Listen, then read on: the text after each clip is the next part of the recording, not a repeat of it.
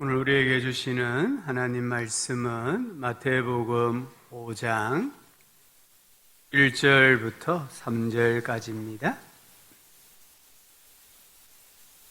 마태복음 5장 1절부터 3절까지 말씀을 다 함께 읽도록 하겠습니다. 예수께서 무리를 보시고 산에 올라가 앉으시니 제자들이 나와온지라 입을 열어 가르쳐 이르시되 심령이 가난한 자는 복이 있나니 천국이 그들의 것임이요. 아멘. 한 주 동안 주님 안에서 평안하셨습니까? 16세기 루트, 쯔빙글리, 칼빈 등에 의해서 종교개혁 운동이 일어났습니다. 이 교역가들이 여러 교회를 세웠고요.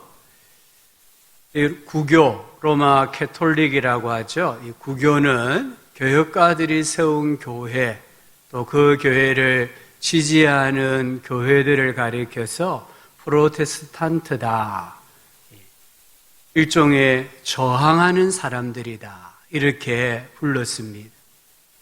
구교는 이 저항하는 저항파로 종교개혁가들이나 또 성도들을 칭하였습니다. 우리 교회는 개혁교회입니다. 개혁교회는 시대의 정신과 사조, 풍조에 저항하는 교회여야 합니다.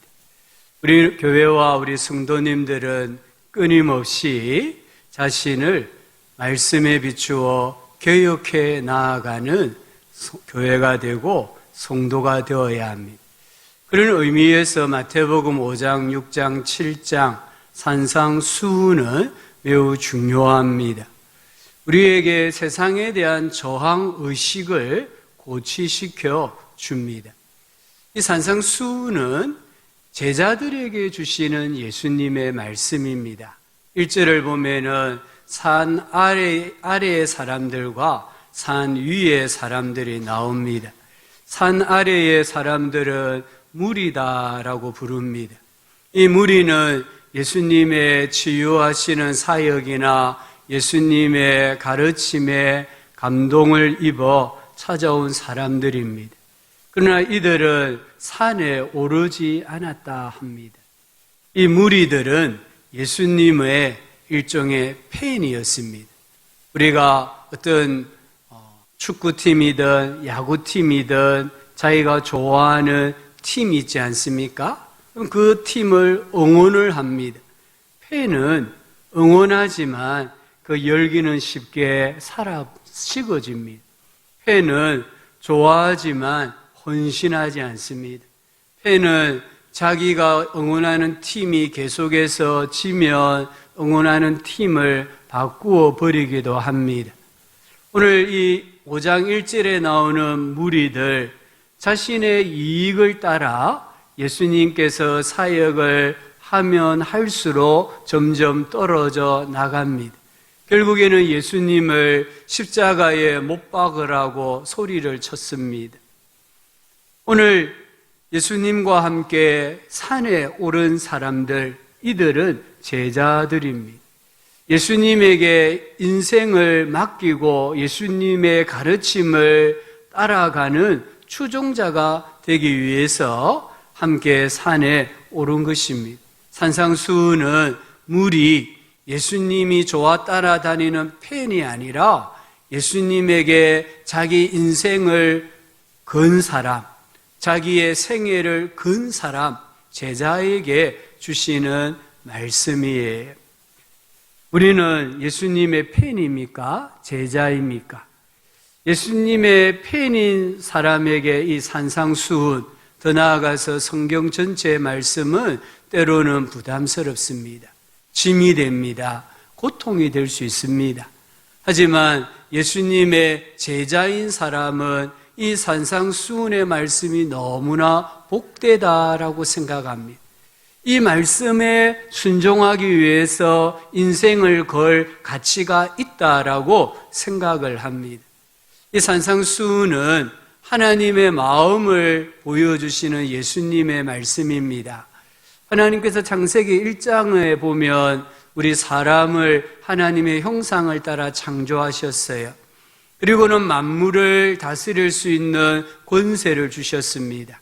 그리고 1장 28절을 보면은 이 사람에게 복을 주셨다라고 말씀합니다. 우리 하나님께서는 우리가 잘되고 형통하기를 바라십니다. 하나님은 우리가 잘되라고 창조하셨다는 것이죠. 오늘 예수님께서도 이 산상수훈의 말씀을 하시면서 가장 먼저 복이 있도다, 복을 선언하고 계십니다. 사도 요한도 교회를 향하여서 사랑하는 자여 내 영혼이 잘됨 같이 내가 범사에 잘되고 강건하기를 내가 기도한다, 복을 빌어주는 것을 볼 수 있잖아요. 이 산상수훈은 신자의 정체성에 대해 말씀하시는 예수님의 말씀입니다. 진짜 복은 하나님입니다. 하나님을 믿는 사람이 복 있는 사람입니다. 예수님은 복의 근원이십니다. 그 예수님을 영접하고 믿는 사람은 복 있는 사람입니다. 우리는 복 받은 사람이 아닙니다. 우리는 복 받을 사람도 아닙니다. 우리는 복 있는 사람이라는 것을 꼭 기억해야 합니다. 여기 5장 3절부터 11절까지는 예수님께서 말씀하신 8개의 복을 말합니다. 팔복이라고 합니다. 이 팔복은 모든 신자의 성품입니다. 예수님을 구주로 믿고 고백하고 따르는 모든 사람의 성품입니다. 믿음의 거장들뿐만 아니라 이제 갓 믿은 초신자나 청년 신자나 우리 어린아이 신자들까지도 품어야 될 성품이라는 것입니다. 팔복은 동시적인 성품입니다. 이 복들은 사다리식이 아닙니다. 심령이 가난해지면 그 다음에 애통하는 자가 되고 이렇게 해서 마지막 끝까지 올라가는 그런 복의 개념이 아닙니다. 팔복은 성령의 열매와 비슷합니다. 갈라디아서 5장 22절 23절을 보면은 오직 성령의 열매는, 여기 열매라고 할 때는 단수입니다. 열매들이 아니고 열매라고 했습니다. 사랑과 희락과 화평과 오래 참음과 자비와 양성과 충성과 온유와 절제니 이 같은 것을 금지할 법이 없느니라. 성령의 열매는 하나입니다. 성령이란 나무에서 열매가 맺히는데 그 열매 이름이 성령입니다. 근데 그 성령이란 열매의 맛이 9가지다, 특성이 9가지다, 이런 의미입니다. 팔복은 복이라는 나무에서 열리는 하나의 열매입니다. 그 복의 열매의 맛이 8가지다, 또는 특성이 8가지다, 이렇게 이해를 해야 합니다. 그래서 하나라도 없으면 안 됩니다. 팔복은 거듭난 사람의 성품입니다. 예수님이 말씀하신 이 복들 중에 내가 태어나면서 가지고 나온 복은 하나도 없습니다. 전부 다 우리가 성령에 의해서, 말씀에 의해서 거듭났을 때에, 영의 사람이 되었을 때에 가지는 성품이라고 말합니다. 또한 이 팔복은 세상 사람들과 구별되는 성품입니다. 세상 사람들에게서는 이 중에 하나도 나타나지 않습니다. 오직 성령의 사람만이 보여줄 수 있는 열매이고, 우리 신자들이 세상에서 천국의 삶을 보여줘야 될 구체적인 삶입니다. 이 팔복은 세상 정신에 대한 기독교적 대항 문화입니다. 보십시오. 예수님께서 말씀하시는 가치가 세상이 말하는 가치와 조화되는 것, 부합되는 것은 하나도 없습니다. 심령이 가난한 자가 복이 있나? 이건 세상의 논리와 맞지 않습니다. 지금 예수님이 말씀하시는 팔복이나 나아가서 산상수훈의 말씀은 전부 다 이 세상의 문화에 저항하는 문화입니다. 이 세상 문화에 대항하는 문화고 정신입니다. 우리가 가져야 할 이 시대 정신에 저항하기 위해서 가져야 될 것이 있다고 한다면 오늘 말씀의 복의 개념입니다. 축복의 개념입니다. 복 있는 사람이 누구인가에 대한 개념입니다. 우리 성도님들은 복 있는 사람이 누구라고 생각하십니까? 축복받은 사람이 누구라고 생각하십니까? 현대인들은 소유를 복의 개념으로 생각합니다. 소유로 부자와 가난한 자를, 행복한 사람과 불행한 사람을 구분 짓습니다. 심지어 우리 스스로도 소유로 나는 가난해, 나는 부자야, 나는 행복한 사람, 나는 불행한 사람 단정 짓기도 합니다. 정말 소유가 많으면 행복해질까요? 정말 우리가 높은 지위에 오르면 행복해질까요? 삶이 만족스러울까요? 솔로몬을 보면은 아닌 것 같습니다. 전도서 2장을 읽어보면은 솔로몬이 행복하려고 얼마나 많은 일을 했는지를 기록하고 있습니다.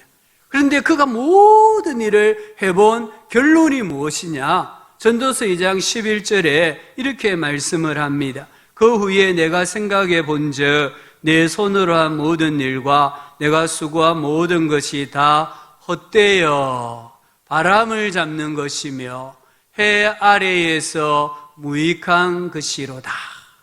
소유로는 결코 행복해질 수 없다라고 깨달았습니다. 이 솔로몬이 잠언 17장 1절에서 마른 떡 한 조각만 있고도 화목하는 것이 제육이 집에 가득하고도 다투는 것보다 낫다라고 했습니다. 21장 9절에서는 다투는 여인과 함께 큰 집에서 사는 것보다 움막에서 사는 것이 낫다라고 했습니다. 무슨 말입니까? 소유가 나를 행복하게 해주지 못한다는 것입니다. 우리는 솔로몬만큼 부귀영화를 누리지를 못했습니다. 이 지구상에 솔로몬만큼 부귀영화를 누린 사람이 없습니다. 그래서 앞서 경험한 솔로몬의 말을 우리는 경청해야 될 필요가 있습니다. 오래전에 동네를 한 바퀴 돌다가 한 노년의 푸념 소리를 듣게 되었습니다. 그분은 아마 돈이 없는 가난한 분이셨던 것 같습니다. 그분이 이렇게 말하더라고요. 돈이 없는 나나 은행에 돈을 쌓아놓고 쓸 줄 모르는 당신이나 똑같다. 그 말을 얼핏 들었는데 참이다라는 생각이 들었습니다. 내가 복 있는 사람이라는 것을 알지 못하면 우리는 불신자와 똑같은 삶을 삽니다. 감사하지 못합니다. 불평하고 원망하고 남 탓을 하면서 인생을 끝마쳐야 합니다. 은행에 평생 먹고 살 돈을 저축해 놓고도 궁색하게 인색하게 산다면 그것은 결코 복이다라고 말할 수 없습니다. 복은 결코 소유에 있지 않습니다. 소유로 얻는 행복, 기쁨은 유통기한이 있다고 하잖아요. 새 집에 들어가면 1년 정도 행복하답니다.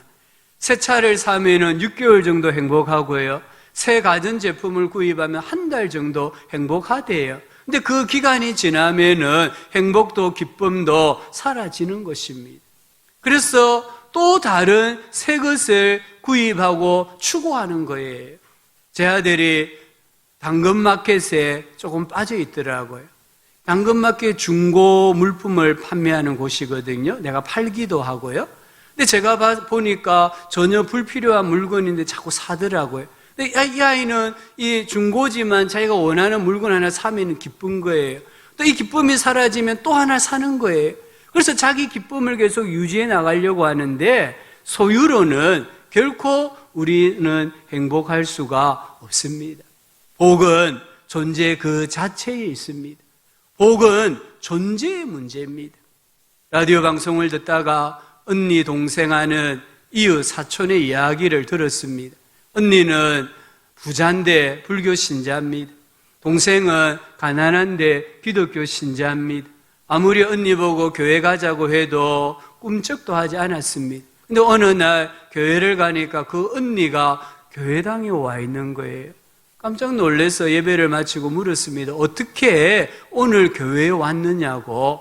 이 언니가 하는 말이 우리는 부자다, 나는 부자다, 우리는 집도 크다. 그런데 우리 집에는 기쁨이 없다, 웃음이 없다. 근데 너네 집을 보니까 가난하고 작은데 기쁨이 있더라, 웃음이 있더라. 이유가 무엇일까 생각하다가 너가 예수 믿는다는 것 때문에 기뻐하는 것 같더라. 그래서 나도 행복해지려고 교회에 나왔다. 이렇게 말하더라는 거예요. 소유가 행복이 아니라 존재가 행복입니다. 2000 냉동 창고 폭발 사고가 있었습니다. 그때 많은 중국 교포들이 죽었다고 합니다. 그들의 소원은 우리나라 주민등록증을 가지는 것이었다고 합니다. 대한민국 국적을 취득할 수 있다면 오늘 죽어도 좋다라고 말했다라는 기사를 읽어보았습니다.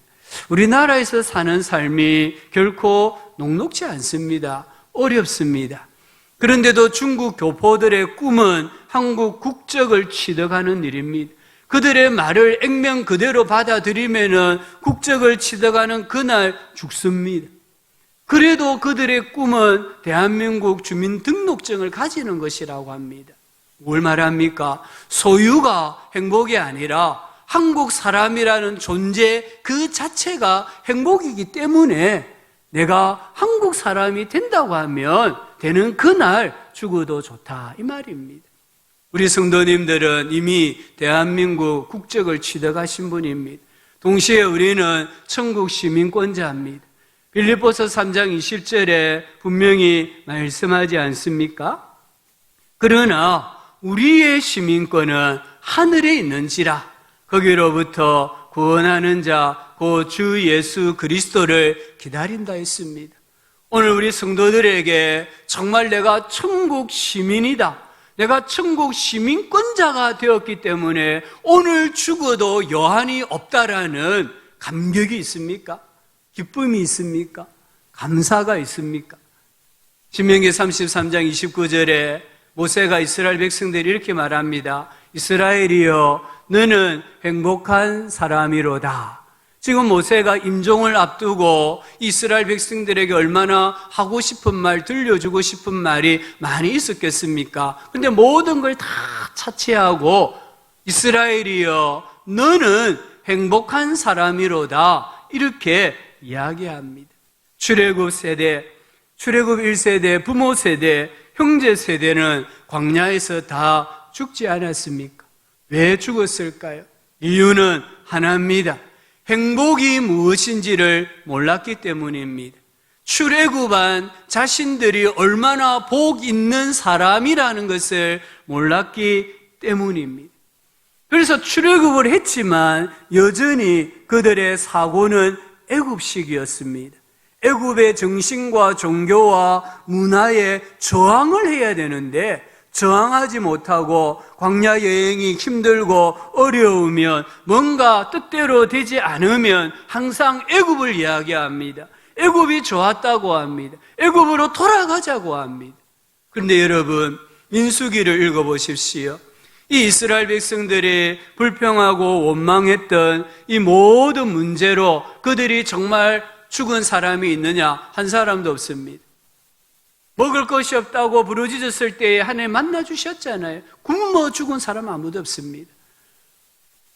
갈증으로 인해서 물을 달라고 원망했을 때 물 주셨잖아요. 갈증으로 죽은 사람 한 사람도 없습니다.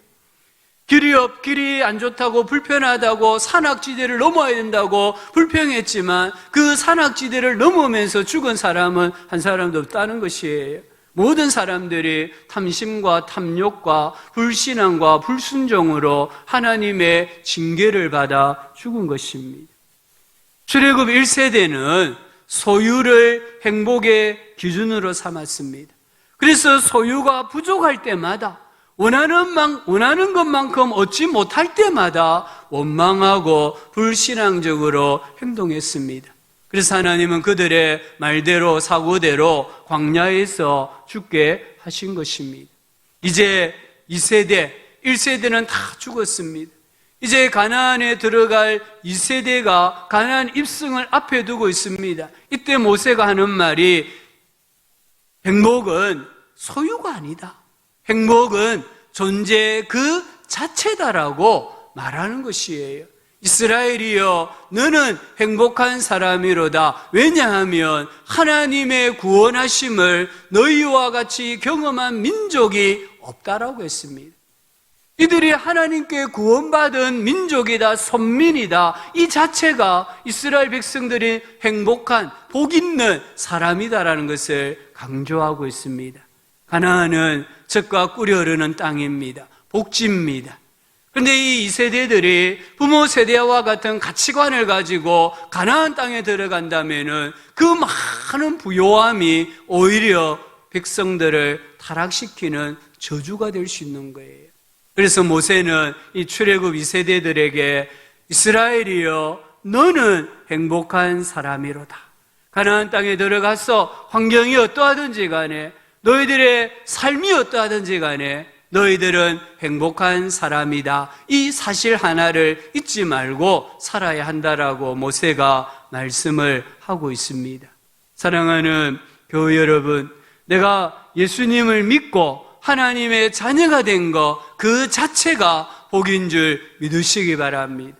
하나님의 가족으로 입양되었다는 그 자체가 복인 줄 믿으시기 바랍니다. 그래서 이 복을 지복이라고 하잖아요. 더 이상 보탤 것이 없는 복이다, 이런 말씀입니다.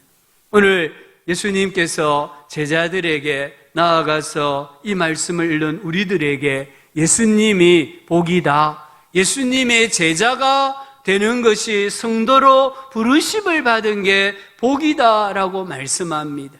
여기에 복은 헬라어로 마카리오스입니다. 물론 원문에는 복수 마카리오이로 되어 있습니다. 복 있는, 복들이 있다, 이 말입니다. 이 헬라어 마카리오스라는 단어는 고대어 마카르라는 단어에서 나왔다고 합니다. 이 단어는 참 재미있는 단어인데요. 어떤 사람이 정말 고통과 슬픔 가운데 있다가 어느 한 섬에 들어가기만 하면 행복해진다고 합니다. 그럴 경우에 그 섬을 마카르라고 불렀다고 합니다. 오아시스를, 사막을 여행하는 이 나그네가 오아시스를 발견해서 갈증을 해결할 때 그 오아시스를 마카르라고 불렀다고 합니다. 이 세상은 죄가 많습니다. 질병이 많습니다. 고난이 많습니다.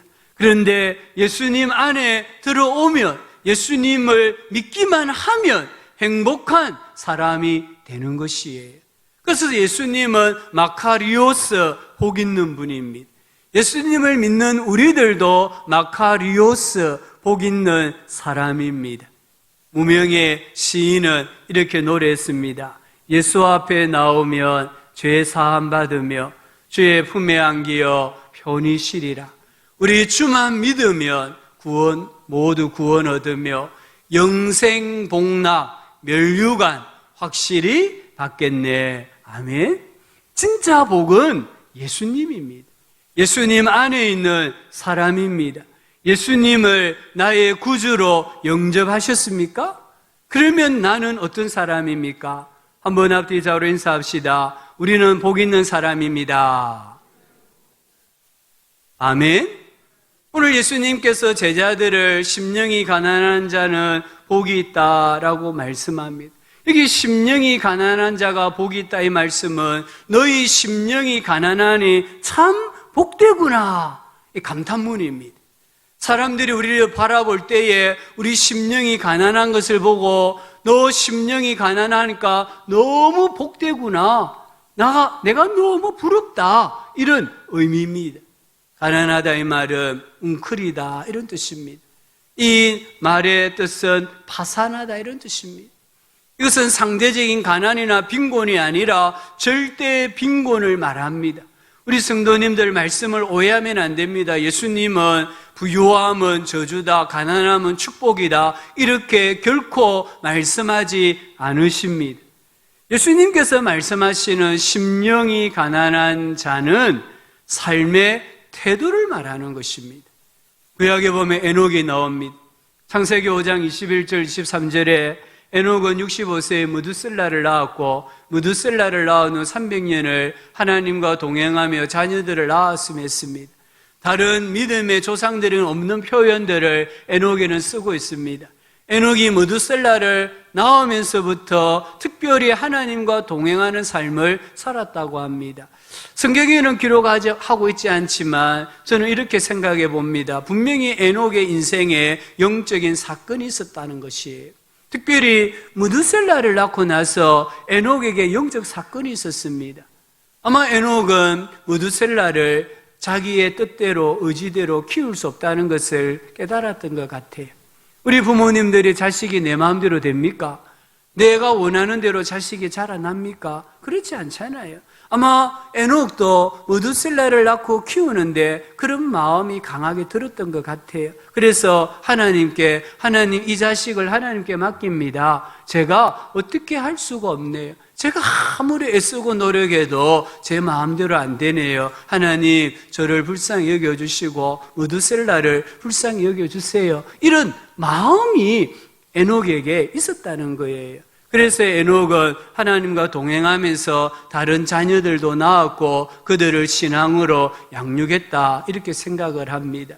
선지자 이사야는 왕족입니다. 제사장입니다. 그러나 그가 성전에 들어갔을 때에 하루는 하나님의 거룩한 임재를 경험합니다.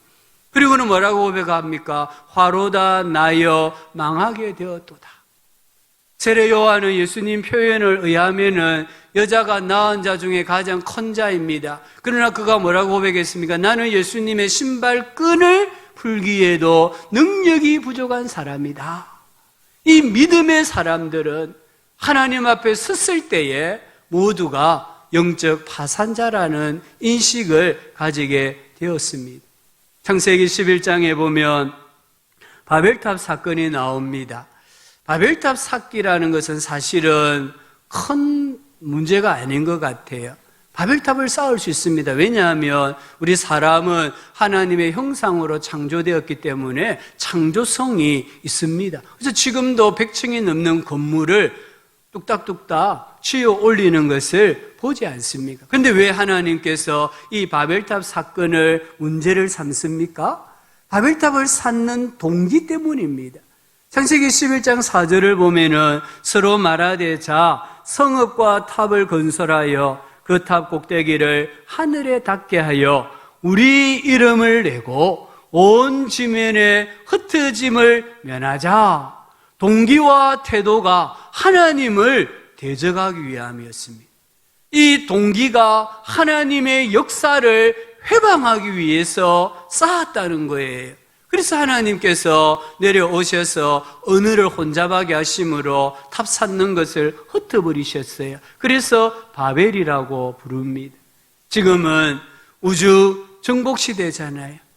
미국 나사가 우리나라 시간으로 지난 19일 오전 5시 55분에 이동형 탐사 로봇 퍼시비어런스, 이 인내라는 뜻입니다. 퍼시비어런스가 무려 204일 동안 4억 6,800만 킬로미터를 비행하여서 화성 표면에 착륙했다라고 전 세계에 알렸습니다. 이런 시대에 우리가 살고 있습니다. 달이 아니라 화성에, 목성에 우주선을 보내는 그런 시대에 살고 있습니다. 코로나19 바이러스 백신이 개발되어졌습니다. 이전에는 백신을 하나 개발하려고 하면은 10년 이상이 걸렸습니다. 그래서 한 10개월 만에 백신을 개발하다 보니까 사람들이 개발한 이 백신을 폄하하는 그런 말들을 많이 하고 있습니다. 그러나 우리는 하나님의 형상으로 지음받았다는 걸 꼭 기억하셔야 됩니다. 지금 우리가 가진 이 지식은요, 우리 이전 시대에 살았던 사람들의 수백 년, 수천 년의 지식보다 더 많은 지식이에요. 그래서 백신을 10개월이 아니라 수개월 내에도 개발할 수 있는 그런 지혜, 지식, 과학, 문명이 이 시대에는 발달되어 있습니다. 그런 일이 일어날 때마다 우리는 정말 감사하고 경축해야 됩니다. 그럼에도 불구하고 정말 이 화성에 로봇을 보내고 백신을 10개월 만에 개발하고 우리 인간이 우뚝 세워지는 이런 시대에 그럼에도 불구하고 우리는 하나님, 제가 할 수 없는 일이 있습니다. 하나님, 저에게는 한계가 있습니다. 고백하고 하나님 앞에 겸손하게 살아야 됩니다. 이게 오늘 과학 문명이 발달한 시대에 신자들이 가져야 할 심령이 가난한 자, 세상 문화에 저항하는 것이 됩니다. 과학이 아무리 발달해도 인간의 죄 문제는 해결할 수 없습니다. 인류가 새로운 행성을 발견하고 그 행성에 도시를 건설하고 지구에 사는 사람들이 그 행성에 가서 산다 할지라도 여전히 인류에게는 예수님의 보혈이 있어야 됩니다. 여전히 인류에게는 예수님의 십자가 대속의 은혜가 있어야 합니다. 우리가 화성에 가서 산다고 죽지 않습니까? 화성에 가서 산다고 죄가 없어집니까? 아닙니다. 화성에 가도 죄가 있습니다. 화성에 가서 살아도 죽습니다. 그래서 우리 인간에게는 예수님의 보혈의 은혜, 예수님의 십자가 대속의 은혜가 있다는 것을 인정하고 고백하고 살아가는 사람이 오늘 이 시대의 심령이 가난한 사람입니다. 시편 20편 7절에 보면은 어떤 사람은 병거, 어떤 사람은 말을 의지하나 우리는 여호와 우리의 하나님의 이름을 자랑하리로다. 우리가 이 과학 문명의 혜택을 누려야 됩니다. 하나님의 축복입니다. 그러나 그것을 자랑하면 안 됩니다. 우리 신자들은 이 과학 문명을 누리면서도 우리의 자랑은 하나님의 이름이다. 이렇게 고백해야 합니다. 시편 16편 2절은 내가 여호와께 아뢰되 주는 나의 주님이시오니 주 밖에는 나의 복이 없다 하였나이다. 주님 밖에는 내 복이 없다는 거예요. 이것을 인정하고 고백하는 사람이 오늘 이 시대의 심령이 가난한 복 있는 사람입니다. 물질에 대한 태도도 마찬가지입니다. 다윗이 역대상 29장 10절부터 14절을 읽어보면 다윗이 온 회중 앞에서 여호와를 송축하여 이르되 여호와여 위대하심과 권능과 영광과 승리와 위엄이 다 주께 속하였사오니 천지에 있는 것이 다 주의 것이로소이다. 여호와여 주권도 주께 속하였사오니 부와 귀가 주께로 말미암고 나와 백성이 무엇이기에 이처럼 즐거운 마음으로 드릴 힘이 있었나이까. 모든 것이 주께로 말미암아사오니 우리가 주의 손에서 받은 것으로 주께 드렸을 뿐이니이다. 다윗이 거부였기 때문에 주님께 드린 게 아닙니다. 다윗은 자기가 가지고 있는 모든 물질이 하나님께로부터 왔다는 걸 알았습니다. 하나님께서 주셨다는 것을 알았습니다. 그래서 하나님께 드리는 것도 인색하지 않고 아까워하지 않고 마음껏 드리는 거예요. 누가복음 16장에는 대조적으로 한 부자가 나오지 않습니까? 이 부자는 왕은 아니지만 왕같이 부유하게 살았습니다. 근데 이 부자는요, 자기의 물질을 자기만을 위해 썼어요. 자기가 잘 먹고 잘 입고 잘 사는 데만 썼다는 거예요. 자기 집 대문 앞에 거지 나사로가 매일 와서 빵 한 조각을 구하는데도 던져주지 않았던 인색한 사람이었습니다. 똑같은 물질입니다. 그런데 어떤 사람은 하나님께 감사하면서 드려서 하나님의 영광을 나타내는데 어떤 사람은 움켜쥐고 자기만을 위해서 사용하는 이런 모습을 볼 수가 있습니다.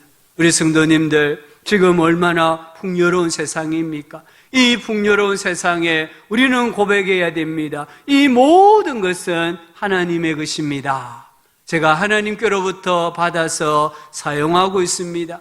제가 하나님께 드리는 헌금도 내 것으로 드리는 게 아니라 하나님께서 주신 것을 가지고 하나님께 드리는 것뿐입니다. 이렇게 고백하고 이렇게 인정할 때에 물질의 풍요로운 세상에 저항하는 우리의 삶이 될 수 있습니다. 질병과 고통을 바라보는 시각도 마찬가지입니다. 바울에게 육체에 가시가 있었지 않습니까? 바울은 이 육체의 가시를 제거해 달라고 하나님께 3번 기도했다고 했습니다. 1번, 2번, 3번 이런 개념이라기보다는 응답을 받을 때까지 기도했다는 거예요. 그래서 하나님께서 응답하시기를 바울아, 내가 네게 준 은혜가 너무 많다는 겁니다. 너가 약하기 때문에 내 능력이 지금 너의 삶 속에서 나타나고 있다고 했습니다. 이 응답을 받았을 때 바울이 어떤 태도를 취했습니까? 크게 기뻐했다고 했습니다. 오히려 그 육체의 가시 질병을 자랑했다고 했습니다. 왜 그렇습니까? 자기 안에 이 질병 때문에, 고통 때문에 자기 안에 예수 그리스도의 능력이 머물고 있다는 것을 깨달았기 때문입니다. 질병과 고통을 대하는 태도가 달라진 거예요. 고통이 있다고, 질병이 있다고 불행한 것이 아닙니다. 신자는 여전히 복 있는 사람입니다. 가난하다고 불행한 것이 아닙니다. 신자는 여전히 복 있는 사람입니다. 행복과 불행의 기준은 소유가 아닙니다. 건강이 아닙니다. 한번 따라합시다. 예수님이십니다. 아멘. 예수님께서 행복과 불행의 기준입니다.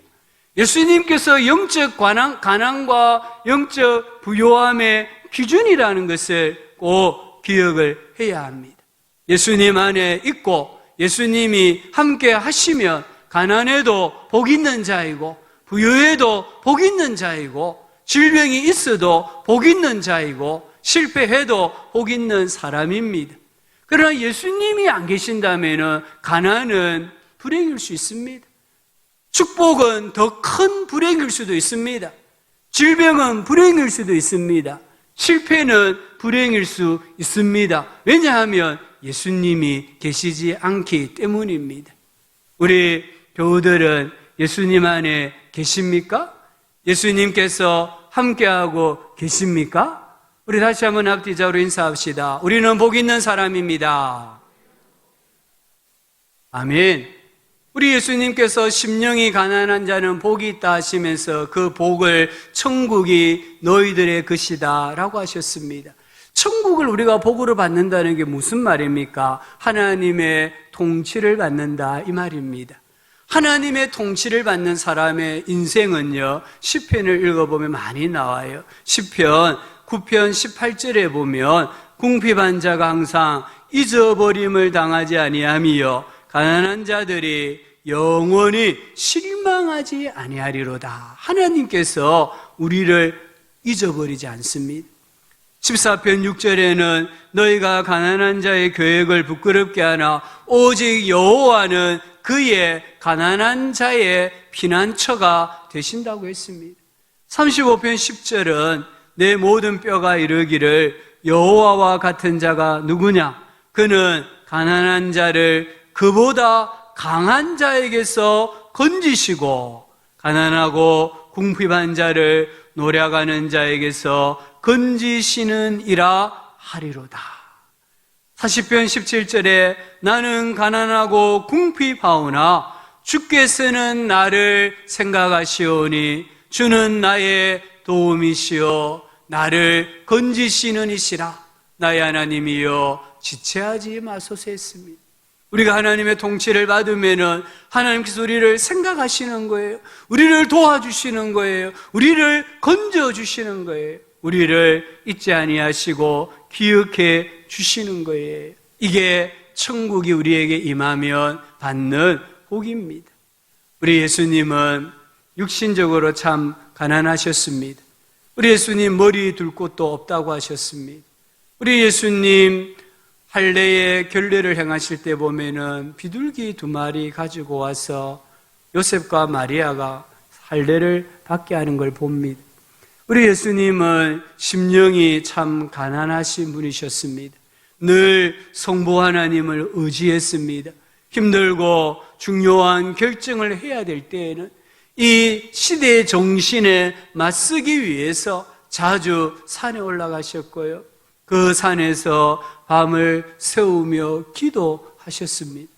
우리 예수님은 심령이 가난한 분이셨기 때문에 십자가 죽음도 당당하게 받아들이셨고 우리에게 천국을 주신 것입니다. 오늘 우리는 이 시대가 얼마나 강팍하고 완고한 시대인지 기억해야 됩니다. 이 완악하고 강팍한 이 시대에 오늘 우리 그리스도인들이, 우리 교회가 이 시대의 문화에 저항을 해야 됩니다.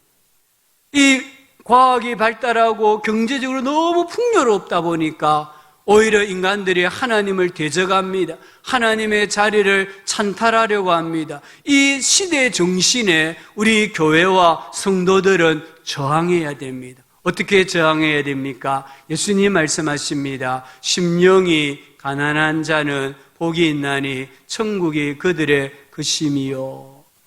오늘 여전히 우리는 하나님이 필요합니다. 예수님, 우리는 예수님의 보혈이 필요합니다.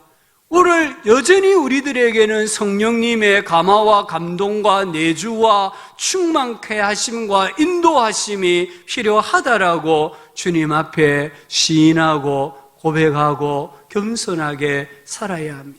그럴 때에 이 시대 정신에 맞서 싸우는 저항파, 진정한 프로테스탄트 개혁교회 신자가 될 수 있습니다. 그 사람에게 하나님의 통치가 영원토록 임한다는 것을 다시 한번 기억하면서 세상의 정신의 사조에 떠밀려 내려가는 사람들이 아니라 거슬러 올라가서 하나님의 영광을 나타내고 하나님의 마음을 선포하는 우리 모두가 되실 수 있기를 예수님의 이름으로 축원합니다. 하나님 아버지, 우리로 하여금 다시 한번 신자가 얼마나 복 있는 사람인가를 말씀해 주셨습니다. 우리가 이 시대의 정신에 저항하는 저항파가 되게 해주시고 진정한 프로테스탄트 개신교가 되어줄 수 있도록, 신자가 되어줄 수 있도록 하나님 은혜 내려 주옵소서. 예수님 이름으로 기도합니다. 아멘.